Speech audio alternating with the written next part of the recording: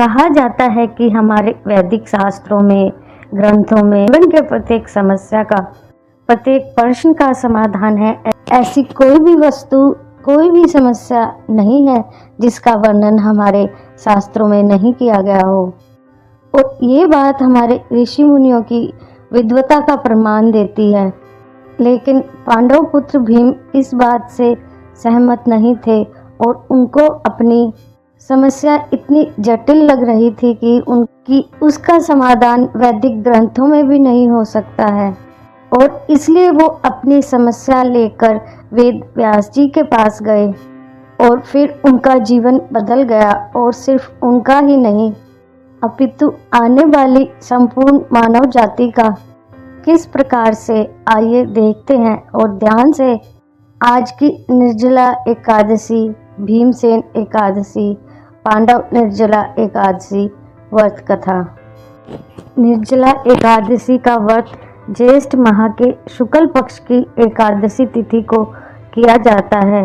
हिंदू धर्म में एकादशी व्रत का मात्र धार्मिक महत्व ही नहीं है, ये व्रत मानसिक और शारीरिक स्वास्थ्य के नजरिए से भी बहुत महत्वपूर्ण है।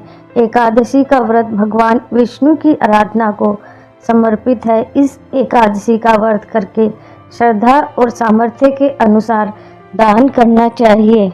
इस दिन विधि पूर्वक जल कलश का दान करने वालों को पूरे साल की एकादशियों का फल मिलता है। इस प्रकार जो इस पवित्र एकादशी का व्रत करता है वह समस्त पापों से मुक्त हो जाता है। निर्जला यानी यह व्रत बिना जल ग्रहण किए और उपवास रखकर किया जाता है, इसलिए यह व्रत कठिन तप और साधना के समान महत्व रखता है। ऐसी पौराणिक मान्यता है कि 5 पांडवों में से एक भीमसेन ने इस व्रत का पालन किया था और वैकुंठ को गए थे और इसीलिए इसका नाम भीमसेन एकादशी भी हुआ।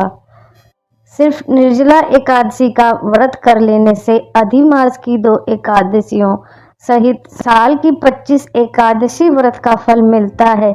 जहां साल भर की अन्य एकादशी व्रत में आहार संयम का महत्व है, वहीं निर्जला एकादशी के दिन आहार के साथ ही जल का संयम भी जरूरी है।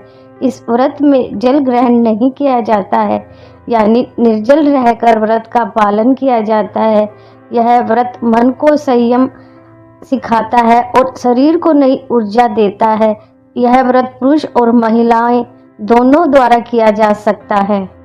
पद्म पुराण में निर्जला एकादशी के महत्व का वर्णन करते हुए बताया गया है कि भगवान श्री कृष्ण जब पांडवों को एकादशी व्रत का महत्व बता रहे थे, उस समय युधिष्ठिर ने श्री कृष्ण से कहा कि हे जनार्दन, आप ज्येष्ठ मास की एकादशी का जो फल और विधान है वह बताइए। भगवान श्री कृष्ण ने कहा कि ज्येष्ठ मास की कृष्ण पक्ष की एकादशी का वर्णन तुमने सुन लिया है।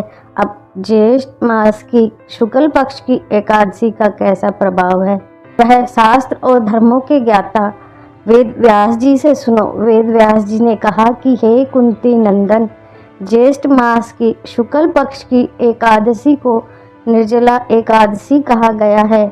इस दिन आचमन और दंत धावन यानी दांत साफ करने के अलावा अन्य कार्यों के लिए मुंह में जल नहीं लेना चाहिए, इससे व्रत भंग हो जाता है। इस दिन सूर्योदय से लेकर अगले दिन सूर्योदय तक जल ग्रहण नहीं करना चाहिए। व्यास जी की बातों को सुनकर भीमसेन बोल उठे। भीमसेन व्यास जी से कहने लगे कि हे पितामह, भ्राता युधिष्ठिर, माता कुंती, द्रौपदी, अर्जुन, नकुल और सहदेव आदि सब एकादशी का व्रत करने को कहते हैं, परंतु महाराज मैं उनसे कहता हूँ कि भाई, मैं भगवान की पूजा आदि तो कर सकता हूँ, दान भी दे सकता हूँ, परंतु भोजन के बिना नहीं रह सकता। इस पर व्यास जी कहने लगे कि हे भीमसेन, यदि तुम नरक को बुरा और स्वर्ग को अच्छा समझते हो तो प्रति मास की 2 एकादशियों को अन्न मत खाया करो। भीमसेन कहने लगे कि हे पितामह, मैं तो पहले ही कह चुका हूँ कि मैं भूख सहन नहीं कर सकता, यदि वर्ष भर में कोई एक ही व्रत हो तो मैं वह रख सकता हूँ, क्योंकि मेरे पेट में वृक नाम वाली अग्नि है सो मैं भोजन किए बिना नहीं रह सकता। भोजन करने से वह शांत रहती है, इसलिए पूरा उपवास तो क्या एक समय भी भोजन किए बिना रहना कठिन है। अतः आप मुझे कोई ऐसा व्रत बताइए जो वर्ष में केवल एक ही बार करना पड़े और मुझे स्वर्ग की प्राप्ति हो जाए। श्री व्यास जी कहने लगे कि हे पुत्र, बड़े बड़े ऋषियों ने बहुत शास्त्र और ग्रंथ आदि बनाए हैं, जिनसे बिना धन के थोड़े परिश्रम से ही स्वर्ग की प्राप्ति हो सकती है। इस प्रकार शास्त्रों में दोनों पक्षों की एकादशी का व्रत मुक्ति के लिए रखा जाता है। व्यास जी के वचन सुनकर भीमसेन नरक में जाने के नाम से भयभीत हो गए और बोले कि अब मैं क्या करूं, मास में 2 व्रत तो मैं कर नहीं सकता, हाँ वर्ष में 1 व्रत करने का प्रयत्न अवश्य कर सकता हूँ। अतः वर्ष भर में 1 दिन व्रत करने से यदि मेरी मुक्ति हो जाए तो ऐसा कोई व्रत बताइए। यह सुनकर व्यास जी कहने लगे कि वृषभ और मिथुन की संक्रांति के बीच ज्येष्ठ माह के शुक्ल पक्ष की जो एकादशी आती है उसका नाम निर्जला एकादशी है। तुम उस एकादशी का व्रत करो। इस एकादशी के व्रत में स्नान और आचमन के सिवा जल वर्जित है। इस दिन भोजन नहीं करना चाहिए, भोजन करने से व्रत नष्ट हो जाता है। एकादशी को सूर्योदय से लेकर द्वादशी के सूर्योदय तक जल ग्रहण ना करें तो उसे सारी एकादशियों के व्रत का फल प्राप्त होता है। द्वादशी को सूर्योदय से पहले उठकर स्नान आदि करके ब्राह्मणों को दान आदि देना चाहिए। इसके पश्चात भूखे और सतपात्र ब्राह्मण को भोजन कराकर फिर आप भोजन कर लेना चाहिए। इसका फल पूरे 1 वर्ष की संपूर्ण एकादशियों के बराबर होता है। व्यास जी कहने लगे कि हे भीमसेन, यह मुझको स्वयं भगवान ने बताया है कि इस एकादशी का पुण्य समस्त तीर्थों और दानों से अधिक है। केवल 1 दिन मनुष्य निर्जल रहने से पापों से मुक्त हो जाता है।